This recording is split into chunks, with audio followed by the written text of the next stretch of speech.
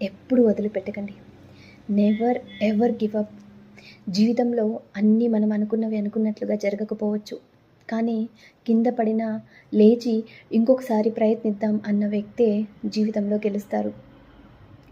మనమందరం దేవుని పిల్లలం కదా, భయం ఎందుకు? ఆయన కృప మన పైన ఎప్పుడూ ఉంటుంది. ఇంకా విశ్వం మనతో అలైన్ అయి పని చేస్తున్నప్పుడు అన్ని పరిస్థితులు వాటంతటవే చక్కదిద్దుకుంటాయి, అన్నీ సరైన దారిలోకి వచ్చేస్తాయి. అప్పుడు మన జీవితంలో ఆనందం సహజంగా వస్తుంది, మనసు తేలికవుతుంది, విజయం మన వైపు నడుచుకుంటూ వచ్చేస్తుంది.